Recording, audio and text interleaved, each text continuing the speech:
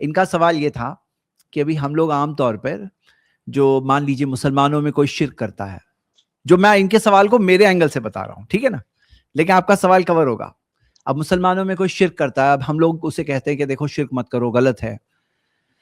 اور کوئی شخص بدعت کرتا ہے، دین میں نئی نئی چیزیں لاتا ہے، اب ہم اسے کہتے ہیں بدعت مت کرو، غلط ہے. اور کوئی ہے جو کہتا ہے کہ نہیں میں فلاں عالم کا ماننے والا ہوں، میں ان کی بات نہیں چھوڑوں گا. اور ہم لوگ کہتے ہیں کہ بھائی سارے عالموں کو رسپیکٹ کرو، چاہے کتنے بھی بڑے امام کیوں نہ ہو، لیکن کسی بھی عالم کی بات کو قرآن و سنت کے اوپر مت رکھو. اب ہم جو اس طرح سے مسلمانوں سے فریلی بات کرتے ہیں، ان کو بھی موقع دیتے ہیں کہ آپ اپنی دلیل پیش کرو، اور ہم اپنے دلائل ان کے سامنے رکھتے ہیں. تو اب جب باتیں ہوتی ہے تو بعض لوگوں کو لگتا ہے بھائی مسلمانوں میں آپس میں آپ بات کرتے ہو، اس سے بٹوارا پیدا ہو جا رہا ہے. لیکن میں یہ کہوں گا، میرا پرسپیکٹو بتا رہا ہوں، کہ اگر کوئی غیر مسلم کرے تو میں اس کے ساتھ خیر خواہی کروں گا، میں اسے بتاؤں گا. کوئی ملحد ہے جو خدا کا انکار کر رہا ہے، گاڈ کا انکار کر رہا ہے، تو میں اس سے بات کروں گا، کریکٹ.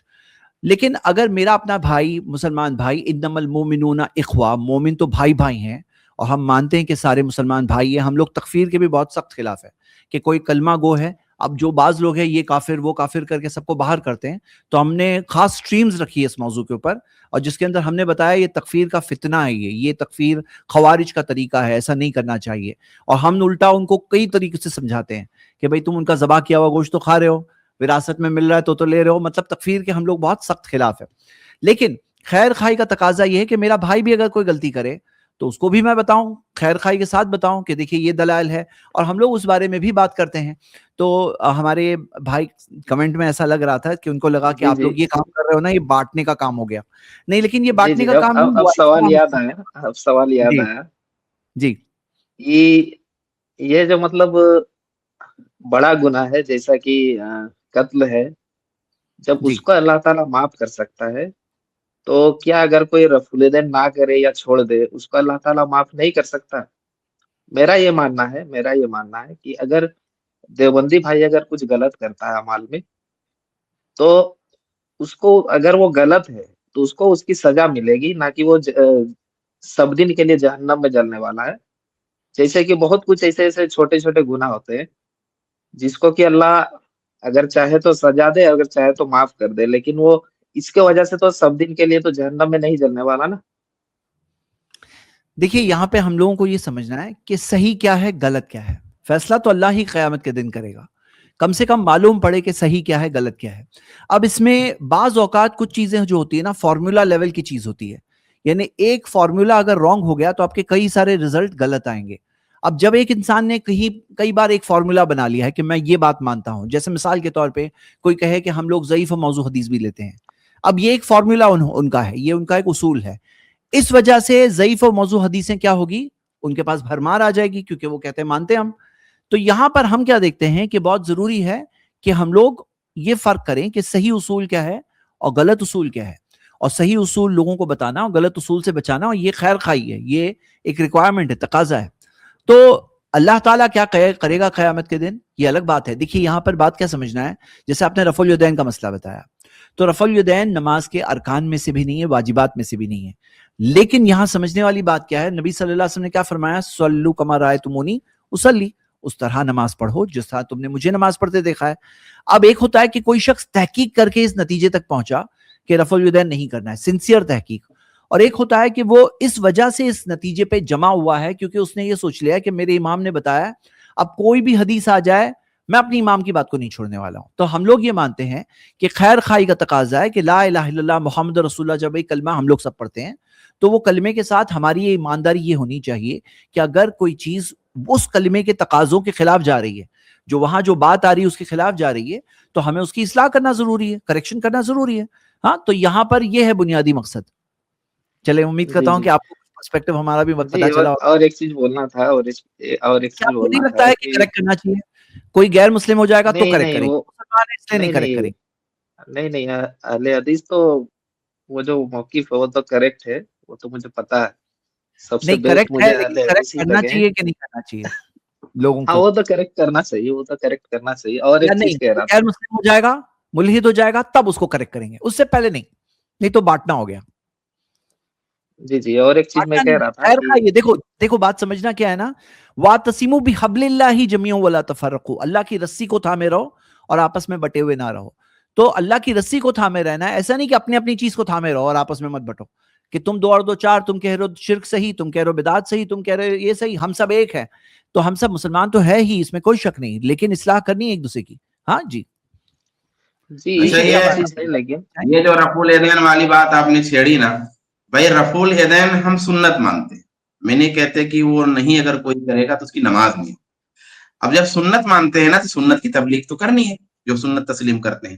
زید بھائی نے بتایا نا کہ وہ امام والی بات کہ بھئی اگر یہ جانتے ہوئے, مسئلہ ہم کو اختلاف کہاں پہ, کوئی آدمی یہ جانتا ہے نا کہ یہ مسنون ہے, اس کے بارے میں حدیثیں ہیں, سب کچھ مسئلہ اس کو معلوم ہے, لیکن وہ اس لیے نہیں رفع الیدین کرتا ہے کہ امام کا قول یا مسلک اس کے مطابق نہیں ہے, وہاں گرفت کا مسئلہ ہے. لیکن اگر کوئی ایسا ہے جو بالکل خالص جذبہ سنت پہ ہے اور اس کی اپنی تحقیق ہے اور پوری دیانتداری اور ایمانداری کے ساتھ اس نے اپنی تحقیق کی روشنی میں جذبہ اتباع سنت کے تحت وہ رفع الیدین نہیں کرتے, یعنی وہ رفع الیدین نہیں کرتا سنت کی پیروی کے جذبے سے اور اپنی تحقیق کی روشنی, کوئی مسئلہ نہیں ہے. یا اسی طرح کوئی عام آدمی ہے, اس نے عالم سے مسئلہ پوچھا, عالم نے بتایا کہ رسول اللہ صلی اللہ علیہ وسلم کی سنت رفع الیدین نہیں کرنا, اس کے پاس تحقیق نہیں ہے, وہ نہیں جانتا ہے, تو وہ معذور ہے اگر وہ کوشش کرتا ہے جاننے کی. جو بھی گناہ ہوگا وہ عالم پہ ہوگا جس نے اس کو غلط مسئلہ بتایا. تو یہ رفع الیدین کے بارے میں ہمارے جو ہے 4 پوائنٹ ہیں. باقی ہم یہ نہیں کہتے کہ جو رفع الیدین نہیں کیا اس کی نماز نہیں ہوگی, جو رفع الیدین نہیں کیا وہ جہنم میں جائے گا, جو رفع الیدین نہیں کیا وہ مسلمان نہیں ہے, یہ سب باتیں ہم نہیں کہتے. یہ کیا. اچھا ایک بات اور بھی ہے نا کہ کچھ لوگ کہتے ہیں کہ یہ بیکار کی بحثیں کیوں ہوتی ہے. بھائی اس بحث کا اتنا بڑا فرق ہوتا ہے نا کہ ثواب اور جو نماز کی جو خوبی ہے اس پہ اس کا ایفیکٹ ہوتا ہے نا. میرا ایک مضمون ہے, اس میں آپ پڑھیں گے کہ جو رفع الیدین نہیں کرتے ہیں وہ ہر دن 1000 نیکیوں سے محروم ہوتے ہیں. تو پر ڈے 1000 سے زیادہ نیکیاں جو رفع الیدین کرنے والے ہیں ان کے کھاتے میں ایڈ ہوتی ہیں. یہ جو شیخ شعبان نے کہا اچھی بات انہوں نے کی کہ اگر کوئی کنفیوز ہے اور اس کو لگتا ہے کہ نہیں کرنا یہی ٹھیک ہے, تو گرچہ اس کا مواخذہ نہ ہو, اللہ تعالیٰ اسے بخش دے, اس کی پکڑ نہ ہو, لیکن ثواب سے تو اس کا لاس رہے گا نا, ثواب تو اس کا مائنس ہوگا. اب پر ڈے ایک دن میں اگر 1000 نیکیاں مائنس ہوتی تو آپ سوچیں کہ ایک ہفتے میں کتنی نیکیاں مائنس ہو رہی ہیں, ایک مہینے میں کتنی نیکیاں مائنس ہو رہی ہیں, پوری زندگی کتنا بڑا لاس ہے اس کا بتائیے. آپ اگر کہیں تجارت کریں, چھوٹا موٹا کاروبار کریں, 100-200 کا لاس ہوتا ہے تو آپ لوکیشن چینج کر دیتے ہیں, دکان چینج کر دیتے ہیں, کاروبار بدل دیتے ہیں کہ آپ کا جو ہے بینیفٹ پہ جو ہے اس کا فرق پڑ رہا ہے. لیکن یہاں 1000 نیکیاں ایسے چلی گئی اور ہم اس کو ہلکے میں لے لیں, تو یہ بھی بہت سارے مسائل ایک ساتھ. مسئلہ یہ بھی ہے کہ بہت بڑا فرق پڑتا ہے. ایسا نہیں کہ کرو, کچھ لوگ اس طرح سے بات کرتے ہیں رفع الیدین کرو نہ کرو دونوں برابر ہے, اگر کر لیے تو بھی نماز ہوگی, نہیں کر لیے تو بھی نماز ہوگی. اس لیے میں ایسے موقع پہ وہ مثال دیتا رہتا ہوں بار بار کہ بھئی ایک لڑکا جو نمازی ہے اور ایک لڑکا جو شرابی ہے, دونوں سے شادی ہو سکتی ہے. اگر اپنی بچی کی شادی کرنا چاہیں تو شرابی سے بھی کریں گے تو بھی شادی ہو جائے گی, اور نمازی سے کریں گے تو بھی شادی ہو جائے گی. اس کا یہ مطلب نہیں کہ چاہے شرابی سے کرو چاہے نمازی سے کرو, دونوں میں کوئی فرق نہیں پڑتا ہے. تو یہ مثال جو ہے سمجھانے کے لیے میں دے رہا ہوں, میں نہیں کہہ رہا ہوں کہ وہ ان کے تعلق سے کوئی بدگمانی ہے, لیکن جہاں ثواب کا فرق ہو, اور صرف ثواب کا فرق نہیں ہے بلکہ مسئلہ یہ بھی آ جاتا نا کہ جو ہے ایک جو رائے ہے, ایک جو منہج ہے, ایک جو آئیڈیالوجی ہے, اس کا یہ مسئلہ کبھی کبھی نمائندہ بن جاتا ہے. یعنی دوسرے مسائل میں آدمی کنفیوز سمجھ میں آتا ہے, رفع الیدین کے تعلق سے اتنی واضح حدیثیں, اتنی سری حدیثیں ہیں, تو اگر پھر بھی آدمی نہیں مان رہا تو مسئلہ اجتہاد کا نہیں, مسئلہ ایک آئیڈیالوجی کی آدمی تقلید کی طرف جا رہا ہے. تو صرف یہ رفع الیدین کا مسئلہ نہیں, اس کی پوری آئیڈیالوجی کو ہم جو ہے بتانا چاہتے ہیں کہ کتنی غلط راستے پہ, یعنی آدمی کی عادت کتنی غلط بنی ہوئی ہے. کچھ مسائل میں کنفیوز ہو سکتا ہے, ہم مانتے ہیں کہ اس میں کنفیوز ہے, چلو ٹھیک ہے چل جاتا ہے, لیکن یہ مسئلہ تو بہت ہی کلیئر ہے, 2-2-4 کی ذرا واضح. یہ کہتے ہیں کہ لا اجتہاد مان نص, نص آ گیا تو اجتہاد نہیں ہوگا, تقلید نہیں ہوگی. یہ نص موجود ہے رفع الیدین کی, پھر بھی کہتے ہیں تقلید کیے جا رہے ہیں. تو یہ سارے مسائل ہیں. اس کلپ کی فل ویڈیو دیکھنے کے لیے ہمارے چینل پر ضرور آئیں. آئی پلس ٹی وی نے ایک نیا یوٹیوب چینل شروع کیا ہے جس کا نام ہے آئی پلس ٹی وی اختلاف کا حل. اس چینل پر صرف اختلافی مسائل پر ویڈیوز آئے گی, لیکن دلائل کے ساتھ اور بھائی چارگی کے ساتھ. آپ کو میں دعوت دیتا ہوں کہ آپ بھی ہمارے اس چینل کو سبسکرائب کریں, ہماری ویڈیوز کو شیئر کریں اور نوٹیفیکیشن آئیکن کو آل سلیکٹ کریں تاکہ آپ کو ہماری ویڈیوز کا نوٹیفیکیشن مل سکے. جزاک اللہ خیر, والسلام علیکم ورحمۃ اللہ.